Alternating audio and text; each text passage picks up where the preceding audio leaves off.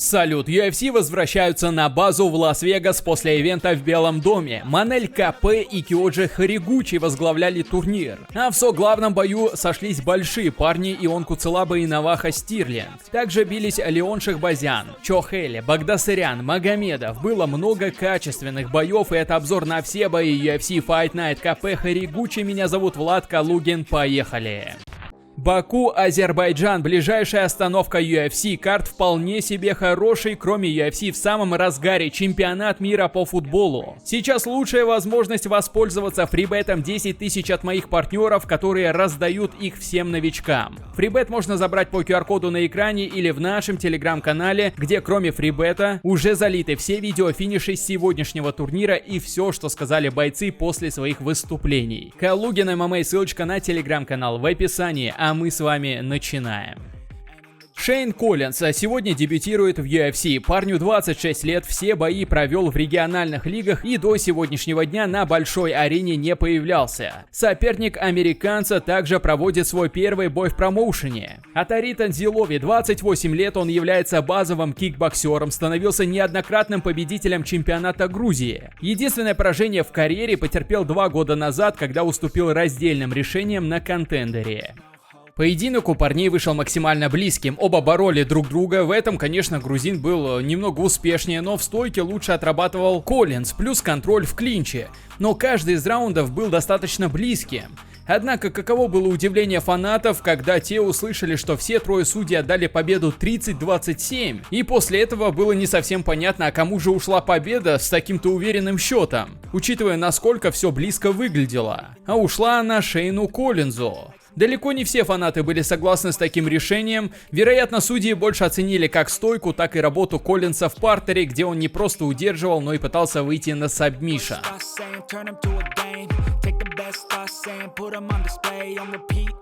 Кэрол Росса занимает 8-ю строчку женского легчайшего дивизиона. В ее послужном списке победы чередуются с поражениями уже на протяжении 8 поединков подряд. Последний бой она выиграла в августе прошлого года у Норы Карнол. Сегодня, по логике, должна проиграть. Ее соперница Луана Сантос, которая пока что находится за пределами топ-10. Но победа сегодня, возможная над Кэрол Россой, может это изменить. У Луаны 2 победы подряд на данный момент, и за последние 8 боев она проиграла лишь 1 раз.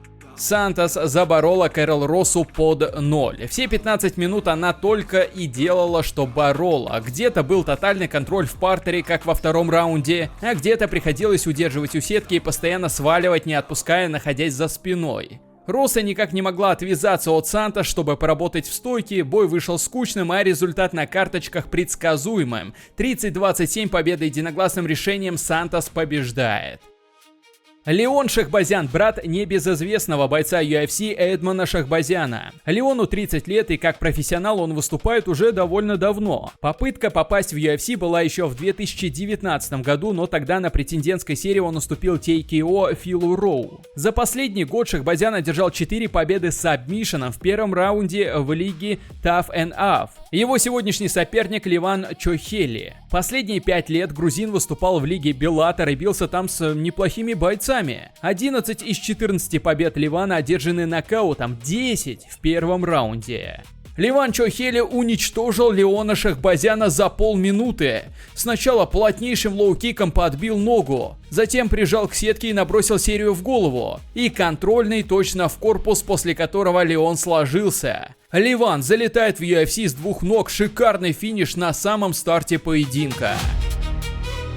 Гастон Баланис выступает в UFC с переменным успехом. Сейчас у него рекорд 2-2 в лиге. Последний раз перуанец выходил в клетку в мае прошлого года, тогда он уступил удушающим Куангу Ли. Сегодня Баланис постарается закрыть это поражение в поединке с Майком Эсвиллом. Американец на 8 лет моложе своего соперника, и в последнем бою он также проиграл. Произошло это на мартовском турнире в Лондоне, Эсвилл уступил Люку Райли. Обоим бойцам нужна победа, чтобы остаться в лиге.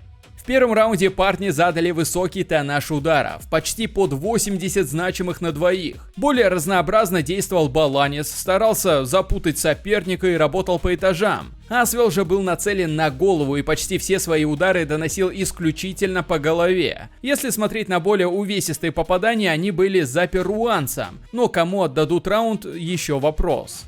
Но вот во втором и третьем отрезках было заметно преимущество Гастона Баланиса. Асвелл не отставал по объему проделанной работы, но вот по качеству – да. Попадания Баланиса были куда более значимыми. Он выиграл поединок единогласным решением судей 29-28.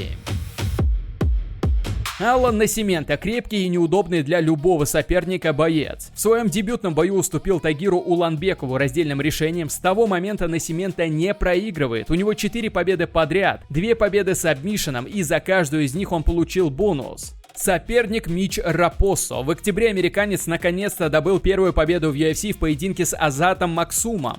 До этого у Рапоссо было только 2 поражения в лиге. Парни отбились все 3 раунда. Интересным был только третий, где Насимента добыл нокдаун и почти было добил Рапоссо окончательно, но вот проблема заключается в том, что предыдущие 2 скучных раунда Насимента в основном пассивно клинчевал, а в стойке все так же в незрелищном бою уступал. Поэтому 2 судей отдали победу Митчу Рапоссо. Тот случай, когда по общему впечатлению выиграл Насимента, но каждый раунд оценивается отдельно, поэтому закономерная победа Рапоссо.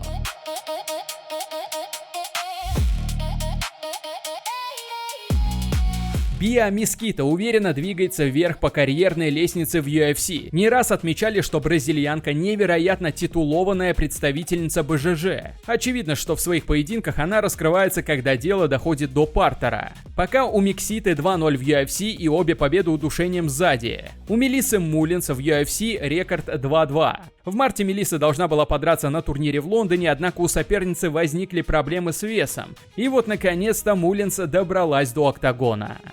Муллинс быстро добывает тейкдаун, только вот переводить мастера БЖЖ не самая лучшая затея. Также быстро Мескита, находясь на спине, выходит на рычаг локтя. Остановка боя. Биа Мескита побеждает сабмишеном в первом раунде.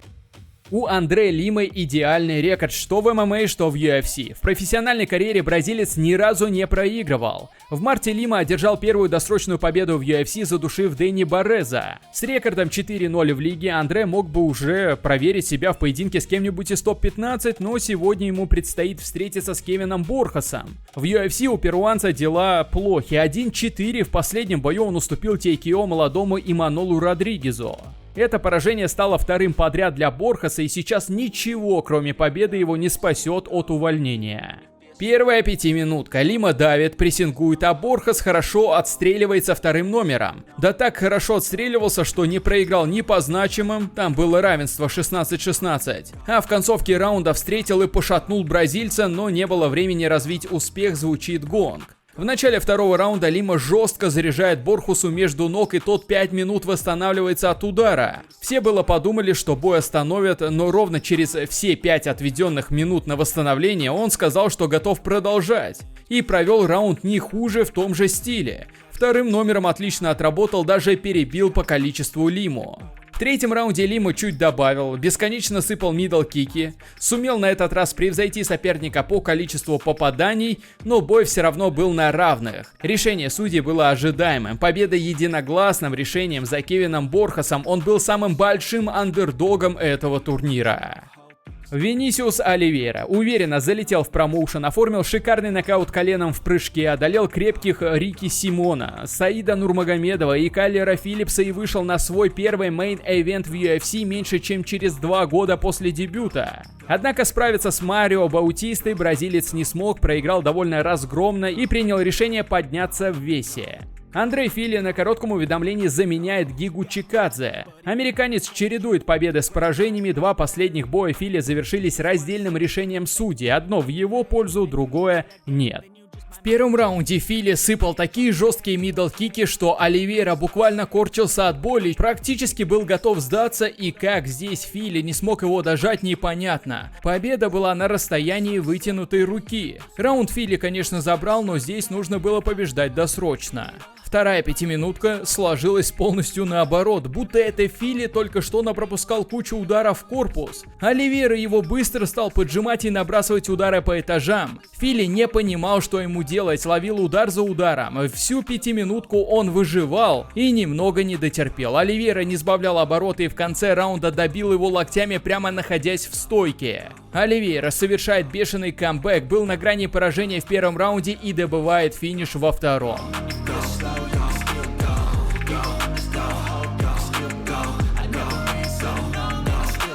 За последние 3 года Мелсик Багдасарян провел всего 2 поединка. Причины тому проблемы со здоровьем и травмы.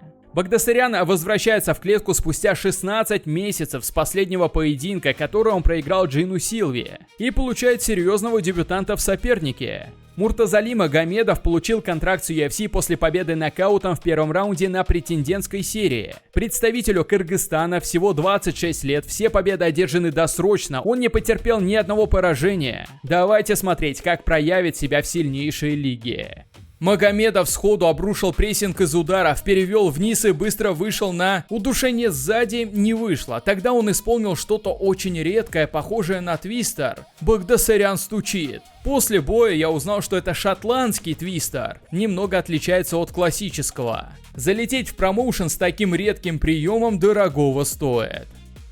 Хайдар Эмил уверенно начал в UFC, у него была серия из 3 побед, но затем он проиграл нокаутом за 26 секунд Хосе Дельгадо, а в ноябре прошлого года уступил Джамалу Эмирсу во 2-й раз подряд. Эмилу 36 лет, и конкурировать с бойцами из топов, ему будет непросто, однако проходить крепких ребят он может. Таковым и является его сегодняшний соперник Кристиан Родригес. Американец на 8 лет моложе соперника, год назад он шел в лиге 5-1, но в последних 2 боях потерпел поражение. Кристиан Родригес в первом раунде хайкиком чуть было не отправил Эмила на тот свет, но Хайдар не то что не выключился, он еще и на автомате как-то пытался выживать. Но Родригес быстро накинул удушающий, Эмил даже постучать не сумел, видимо слишком был потерян. В итоге бой пришлось останавливать рефери. Кристиан Родригес после убойного хайкика душит Эмила в первом раунде. Дальше 2 главных боя вечера, а я напомню, что все видео, финиши и главные новости в телеграм-канале Калугин ММА, ссылочка в описании. Главный бой вечера. В последних 4 поединках дела у Иона Куцелабы складываются весьма неплохо. 3 победы и лишь 1 поражение раздельным решением. В последнем поединке Куцелаба задушил Омара Си в первом раунде. Соперник сегодняшний проспект из Новой Зеландии Навахо Стирлинг. У него пока 4-0 в UFC, но вопросы к выступлениям Навахо все же есть. Он может из-за усталости отдать концовку, а какие-то бои получаются не совсем убедительными. Опытный оппонент в лице Куцелабы станет отличной проверкой для Стирлинга. Первая 5-минутка. Куцелаба заряжает размашистый, заходит в клинч и пытается исполнить удушающий. Попытка была опасной, но не вышла. Дальше обмен ударов в стойке, и у Куцелабы вновь работает борьба. В этот раз опасных попыток сабмишена не было, но за счет этого он забирает первый раунд. Второй раунд. Тут Стирлинг уже включается и перебивает Куцелабу в стойке, но в принципе ничего сверхопасного, просто базово перебивает. У Куцелабы временами работает борьба, и ближе к концу раунда из клинча он опускается на 5-ю точку, и Стирлинг обрушивает град ударов, рефери останавливает поединок. Странно себя повел Куцелаба, вроде и силы были, и бой складывался неплохо, но как по щелчку он ушел в глухую защиту и проиграл бой техническим нокаутом. Главный бой вечера. Манель Капе и Киоджи Хоригучи уже дрались. В 2017 году на турнире Ryzen японец задушил Капе в 3-м раунде. Португалец через 4 года перешел в UFC и провел здесь уже 10 боев. Сейчас у него 3 победы нокаутом подряд и заслуженное 2-е место в рейтинге наилегчайшего дивизиона. В конце прошлого года японец вернулся в UFC и одержал 2 уверенные победы. Финишировал Тагира Уланбекова и разобрал Амира Альбази. Победитель этого боя будет одним из главных претендентов на титульный поединок.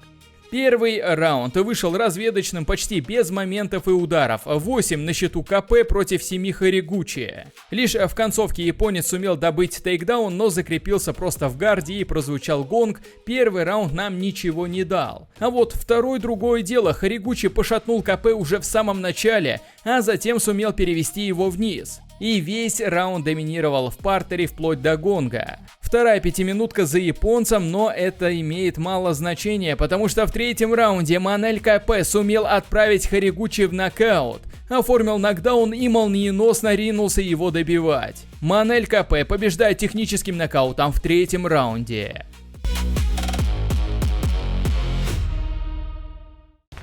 Заряжайте лайк и пишите, кто заслужил бонус за выступление вечера. Переходите в телеграм-канал Калугин ММА и смотрите видео финишей. Следите за всеми самыми важными новостями в мире UFC. Нас уже 42 тысячи человек. Присоединяйся и ты, ссылочка в описании. Увидимся с тобой именно там. Пока-пока.